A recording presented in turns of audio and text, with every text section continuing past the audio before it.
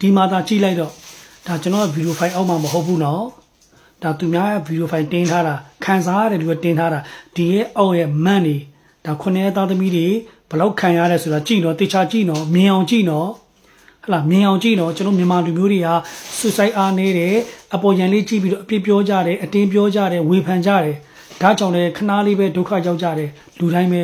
အဲ့တော့တေချာကြည့်ပါနှစ်ဖက်မျှတွေ့ပါဒီလူကဘလူတွေတင်းနေတယ်ဘလူတွေတက်တွေပြနေတယ်တစ်ဖက်ကတက်တွေပြတာအတန်ကိုပြတာအဲ့ဒီအတန်ကိုစီသူကတောင်မှုတောင်ခံမှုရှိလို့ဟလာသူ့ကိုအောက်ချုပ်ခံပြီးပြောတာလေတထေးကျွန်တော်လူတွေပြီးအောင်လုပ်ပေးပါကျွန်တော်ဖွင့်ဝှချင်တော့တယ်ဘာမှဆိုမယူချင်တော့ဘူးတထေးရှိအဲ့တော့ကျွန်တော်364ယောက်ကိုပြီးအောင်လုပ်ပေးပါဗျာဆိုတော့ကျွန်တော်လူတွေကိုကျွန်တော်ယုံကြည်လို့အပ်တာတွေကိုပြီးအောင်လုပ်ပေးစေချင်တာလေကျန်တဲ့ကျွန်တော်သုံးထားမိတဲ့ဟာတွေကတော့သူစိုက်မပေးလဲကိုကုတူခံမဲပေါ့နော်ဆိုပြီးတော့အဲ့လိုပြောတာလေသူ့ဘာဒါပဲရှိတယ်တက်တီးဟာဘာတက်တီးမှမရှိဘူးတော်သေးတာပေါ့ကျွန်တော်သူ့ကိုပတ်စံအပ်တဲ့ဟာတွေဗီဒီယိုဖိုင်တွေအဲ့တော့အခုအေယာဝတီမှလေးသေးသွားတာမှလည်း CTV နဲ့သွားတာလေ CTV ဆိုတာရှိရမယ်သူ့ရုံမှာ CTV သူက CTV ပဲအရန်ကြည့်တာသူကလူနဲ့မတွေ့ဘူး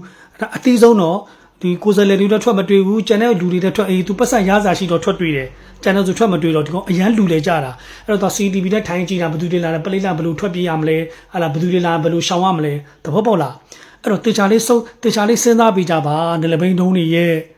တောသားတွေရဲ့အဲ့လိုတောသားတွေပြောတော့ထနာအောင်မယ်တောသားတွေက